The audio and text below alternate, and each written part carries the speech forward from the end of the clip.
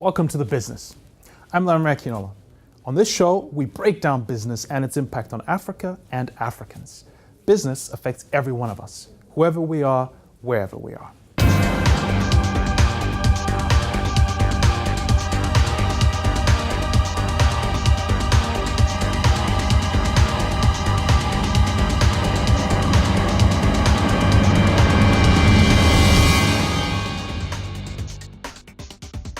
On this episode of The Business, Senegal issues a Eurobond, joining Egypt, Kenya, Ghana, and Nigeria as African government debt continues to attract investors. The Democratic Republic of Congo says its new mining law will not change, despite the president's meeting with mining industry leaders. And the Gates Foundation launches its first ever gender equality strategy, committing $170 million towards greater economic empowerment of women. In the big story, we look at U.S. Secretary of State Rex Tillerson's first official visit to Africa. Is the U.S. lagging behind China? And in the breakdown, we look at mobile money in Africa. Despite accounting for almost half the world's accounts, is mobile money failing to bring meaningful financial inclusion to Africans? Joining me throughout will be journalist, broadcaster, and Africa watcher Tamzanga Show. And in part two, I'll be talking to the Ethiopian ambassador to the UK, Dr. Haile Mikkel Abera Afewerk.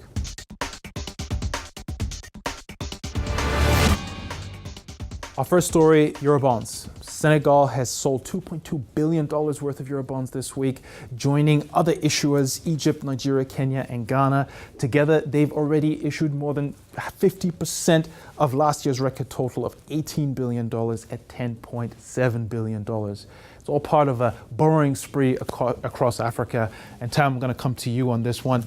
What's driving all of this? We're seeing a lot of investor interest in these Eurobonds. Nigeria's was oversubscribed. Senegal's was oversubscribed. There's a lot of appetite out there. A lot of African countries want to issue them. Cote d'Ivoire is lining up. Angola is lining up. South Africa is lining up. What's this all about? Well, Landry, two reasons. One, it is the demand. When you look at the yields, what we call the bond yields, you're talking about 6%. Which is the highest in the world. That is the highest in the world. When you compare that to maybe even America, the Fed post-Yellen probably will be tinkering with the interest rates, but you're still talking about 4%, 4.5%. Of course, the risk is lower.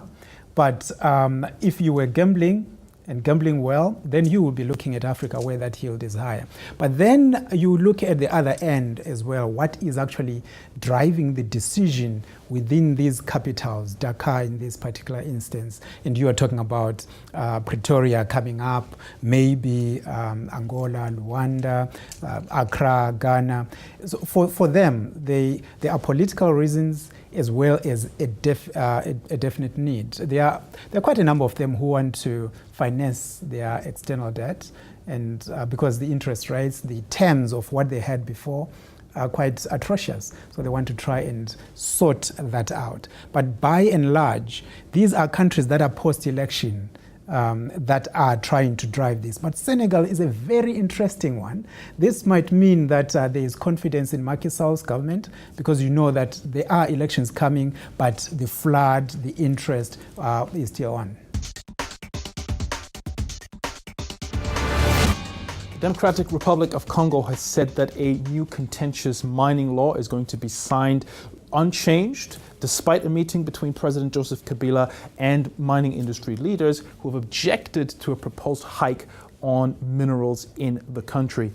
Tam, this is a familiar issue across Africa. Yes. A lot of mineral-rich countries. There's always tension between the mining companies, who obviously want to pay as little as possible to the government, and the government that wants to get as much as possible out of its mineral resources. Who's right, who's wrong here? Is that the right way of looking at it? Well, as we always say in business, it is always the fault of government, isn't it? When they want to increase, when they want to change the goalposts, you have already committed in terms of the investment in that particular country, and then the goalpost will be changed when you have committed capital and all that. This is what the companies that are already invested in the Democratic Republic of Congo have been arguing. But by and large, when you look at the government needs, especially for the DRC, Kinshasa needs the money, and is the money going to be spent properly?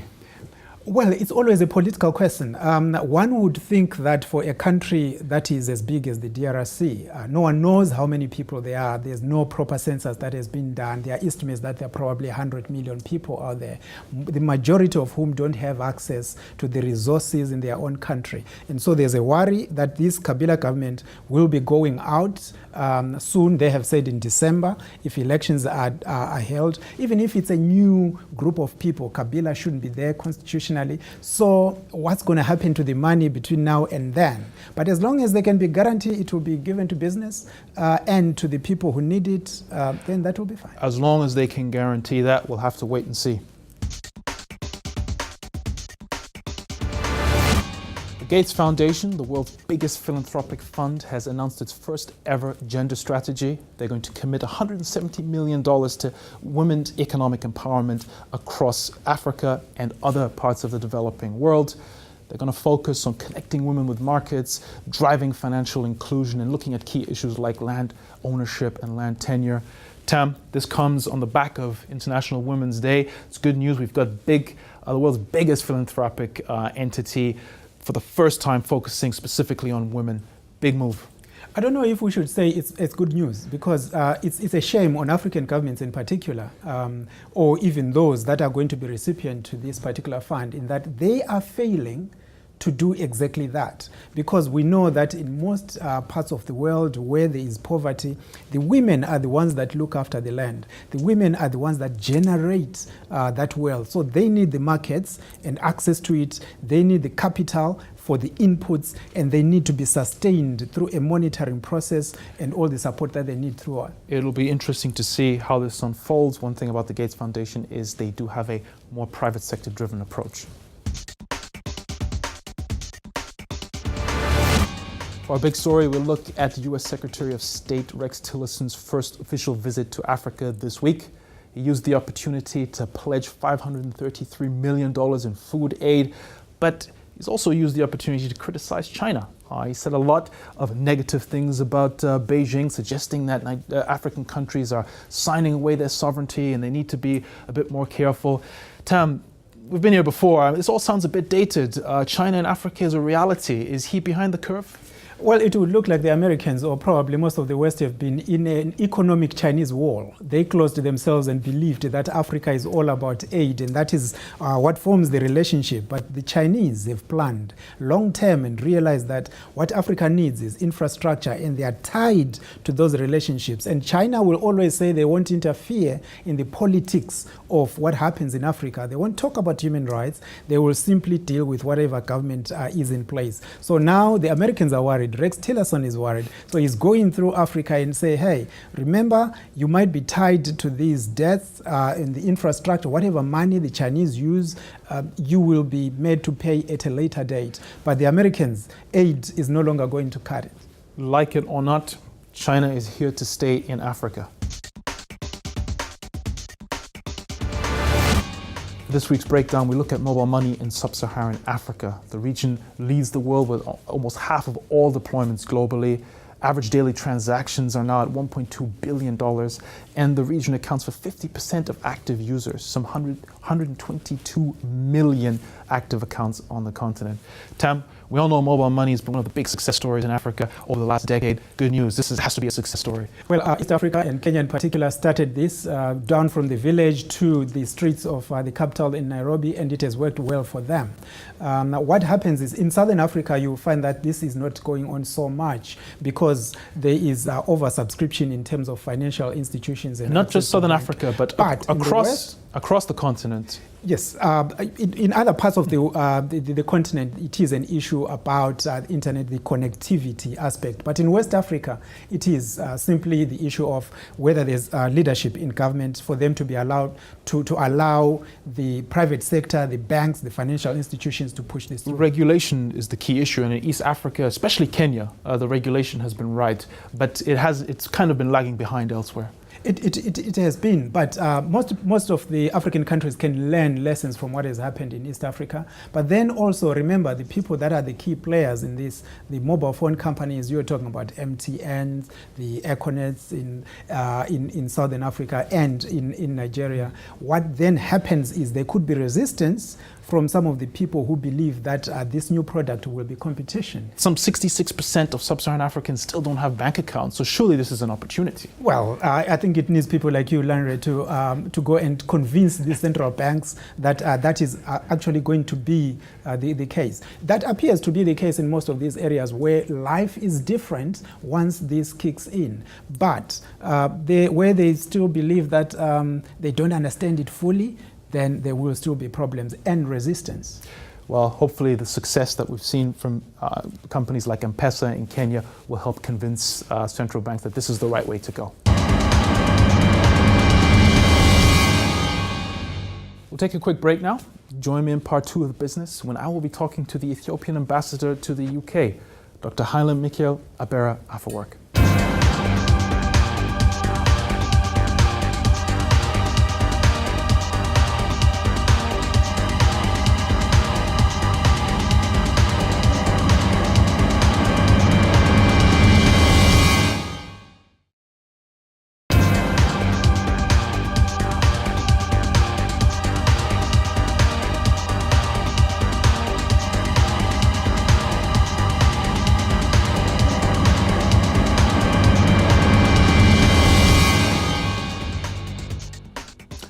Welcome back to The Business, the show where we break down business and its impact on Africa and Africans. I'm delighted to be joined by the Ethiopian ambassador to the UK, Dr. Haile Michael Abera Afewerk. Ambassador, thank you very much for joining me on The Business today. Thank you for having me. Now, Ethiopia has been in the news quite a lot in recent weeks. We had the unexpected, surprising resignation of the Prime Minister a few weeks ago. Since then, a lot has happened. We've seen a state of emergency declared, which has caused a lot of headlines, some criticism globally. I'd like to start on this point. The European Union has come out and said that Ethiopia needs reforms. It does not need a state of emergency. The US Secretary of State, of course, has just been in Ethiopia this week. He has also voiced some concerns around the state of emergency that's been declared. Do you think that this criticism is justified? Do you accept that that the government might be handling the situation in too strong a fashion, or is there more to this? Thank you, Lanre. The state of emergency was declared principally to implement the reforms that have been put in place. Political reforms, particularly widening the political scope in the country, so the youth and many other groups could participate in the political process of the country. So the first thing is then the state of emergency was declared to ensure that there is peace and stability in the country, that the constitutional order is maintained, and that all differences should be discussed and ironed out through peaceful means. Now, in some parts of our country there have been protests following the youth demanding jobs. Basically, the country has produced a demanding society following the economic development, the rapid economic development of the country, the fastest growing economy in Africa. For quite some years? For some years, and because of the benefits that people have seen, they have become very demanding, particularly the youth. So are we seeing a government that understands these demands? The need was understood that we need to widen the political space for all voices to be heard in the country. What we need to underline here is that peace and stability should be maintained, and that the constitutional order and the federal system should be respected. What needs to happen next to make sure that this actually happens? The widening of the political space is one of the key issues in Ethiopia. We know the dynamics of some of the majority ethnic groups being marginalized in the politics. What needs to happen next? We know that the announcement of a new prime minister is imminent, but what are the key steps that have to be taken to make sure that the country does not sort of slide into instability? After the resignation of the prime minister, who is still, by the way, in office, and has been an example for many countries, voluntarily stepping down with the view to becoming part of the solution to the country's problems now. After his resignation, obviously, the ruling party needs to have its new leader.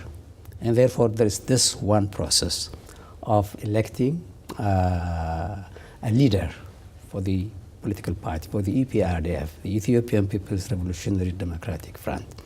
Once that is done, then obviously the parliament will convene to endorse, to approve the new prime minister.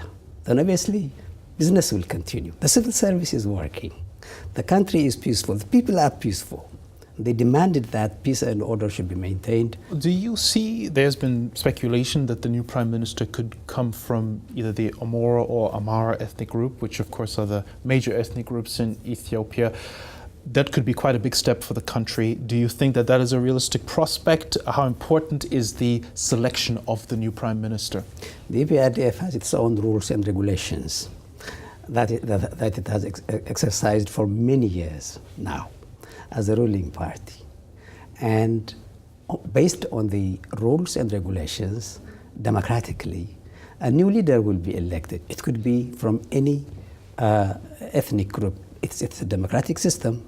It's a democratic party. Okay, I understand. I understand why you're not willing to speculate on that. But so the selection of a new prime minister, as you've already mentioned, is going to be pivotal in helping the process of political opening. And we've touched on the economy.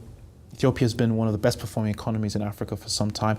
Have the events of recent weeks, have they derailed some of the progress that's been made in terms of investment, in terms of growth?